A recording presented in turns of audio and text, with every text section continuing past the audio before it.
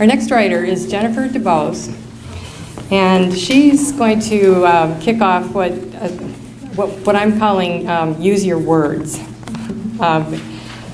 Each month we're going to ask someone to, we're going to look for somebody whose writing enlightens us, informs us, and educates us. And I think that I've read a lot of Jennifer's columns, and she really does a good job of that kind of writing. Jennifer DuBose is the author of the column Tales from the Motherhood, which has been published every Saturday in the Kane County Chronicle since May 2009. She also wrote Parenting Isn't for Sissies, which appeared monthly in Chicago Parent Magazine from 2007 to 2012, and won the Bronze Award from Parenting Publications of America in 2008. She hopes to find an agent soon to help peddle her picture books for children and to finally finish writing the novel she started several years ago. A licensed marriage and family therapist, Jennifer also enjoys helping others to make meaning out of their own stories. And if you look at the back of your program, you'll see a photo. And I'm sorry if we ran out, please look on someone else's program. There's a little photo on the back that goes along with what she's reading. Jennifer DuBose, come on up. Thank you.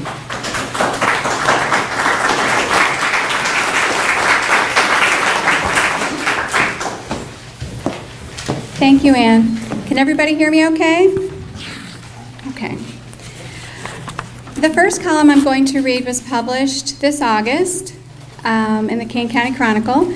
And as you noticed from the photograph on the back, that's what inspired this column.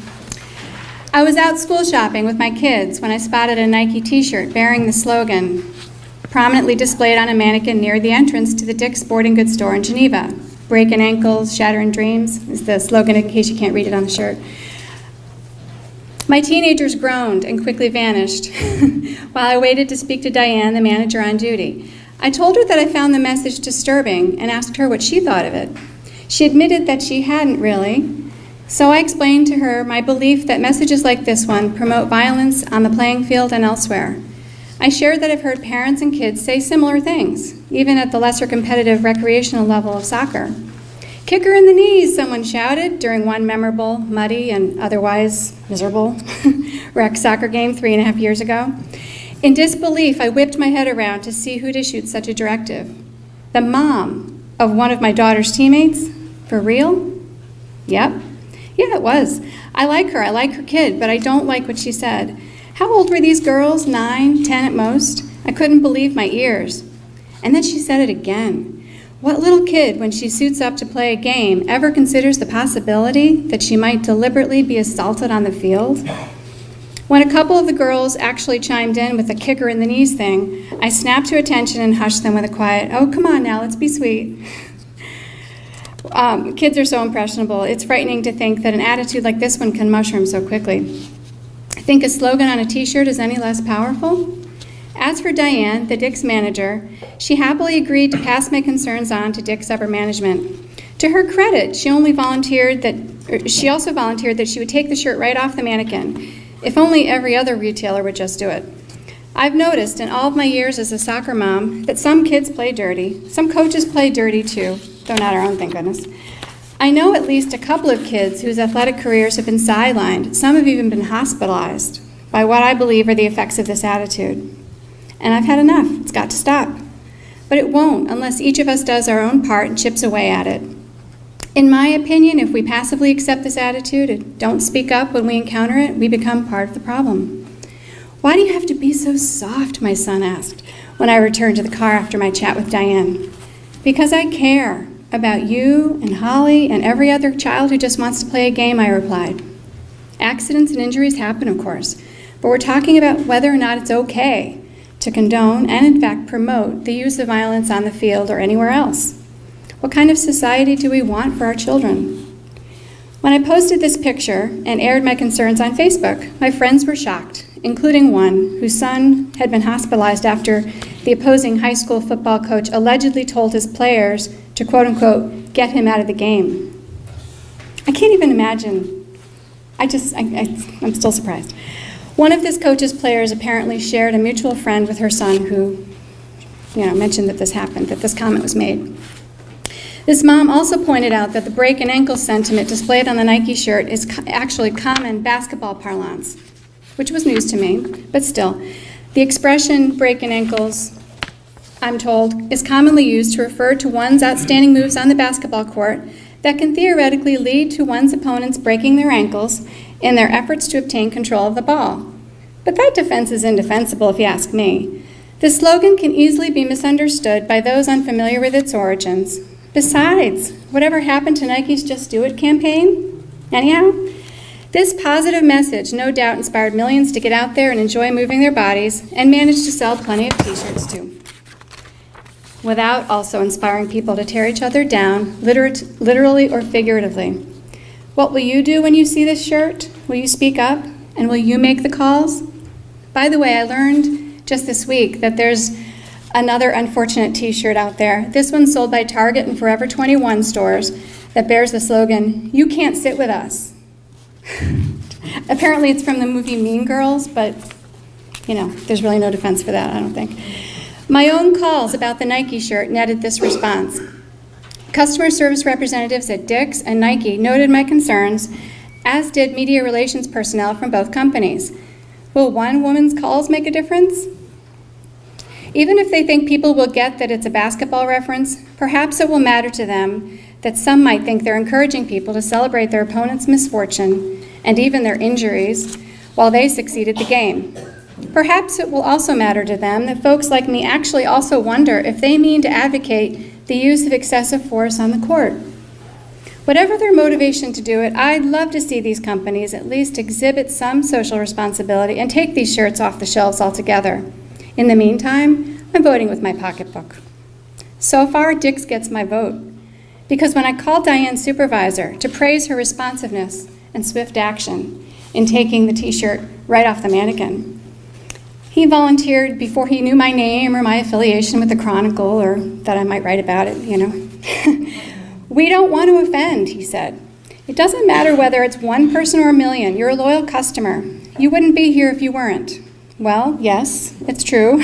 My debit card has gotten quite a workout at Dick's over the years. You keep up this approach to customer service, and yep, I'll stay a fan.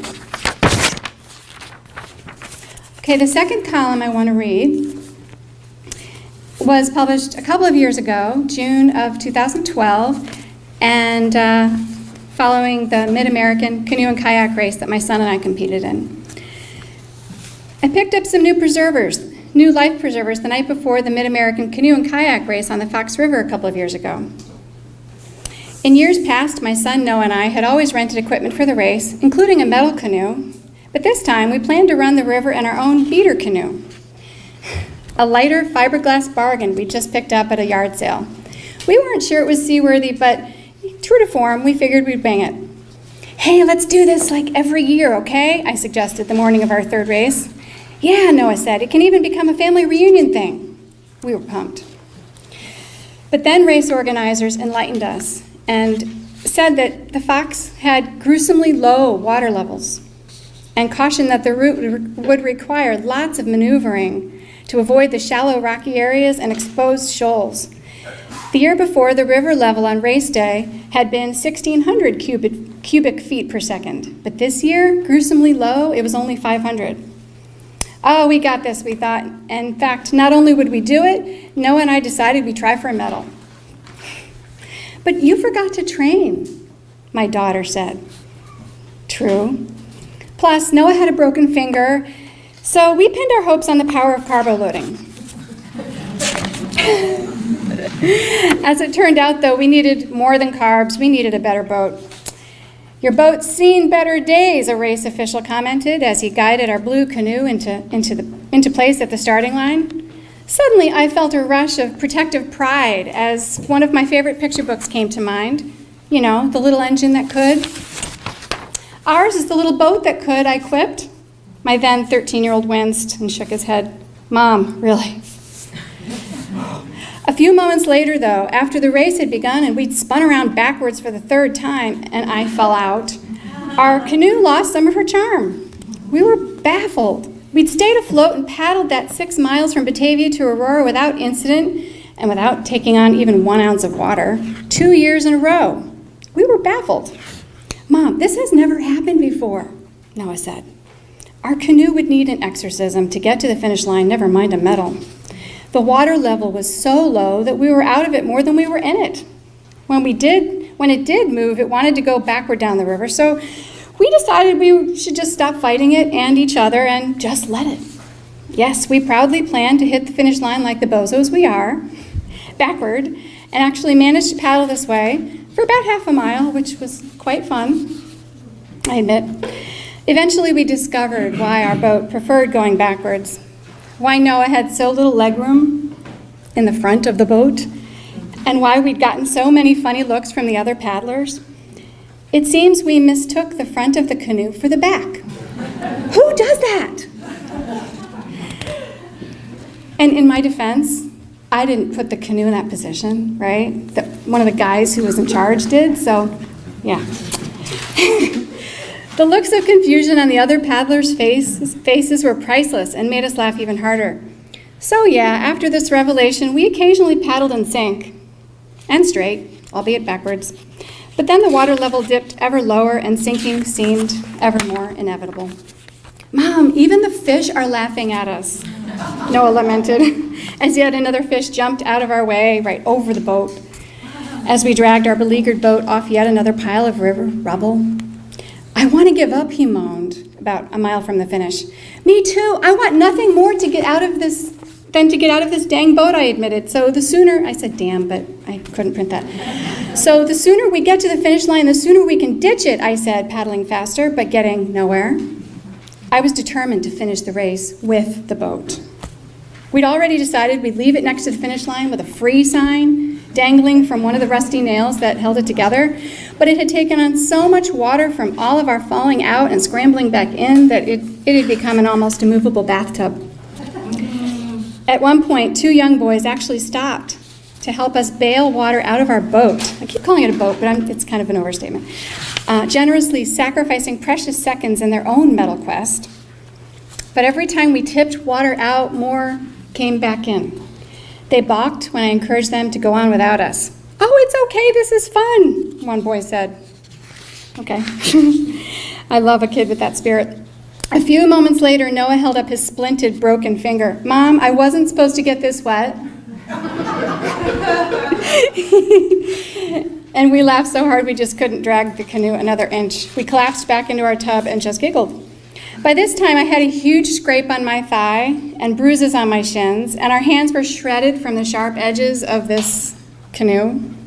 I worried we might twist our ankles trying to drag it into deeper water or get tetanus, from the rusty nails poking out of it, for Pete's sake. What kind of mother risks that? So finally, I agreed with Noah. We were done. Like I had much choice, given that he'd already abandoned ship and was halfway to shore. We scrambled. It's so weird. Has anyone ever been in the middle of the Fox when there's like no water in it and you can walk across it? It's very strange. Okay. We scrambled up the banks and walked the last half mile down the bike path, paddles in hand, sporting our spiffy new life preservers, as several cyclists did double takes. We just grinned. "I didn't want to litter," I said to the race officials when we finally reached the finish line, but we had no other choice. Just then a woman approached and mentioned that she'd received several alarming reports of an empty canoe. "Yeah, people will wonder where the bodies are," I said. So he made an announcement that the paddlers were okay, the boat not so much. I recall that as we helplessly drifted into the limbs of yet another fallen tree, an older gentleman watching from the banks yelled, "You got suckered into this, right, Mom?" No, but he was, I confessed, recalling how I'd first talked Noah into racing with me 2 years before. It wasn't actually a hard sell, but, it was my idea.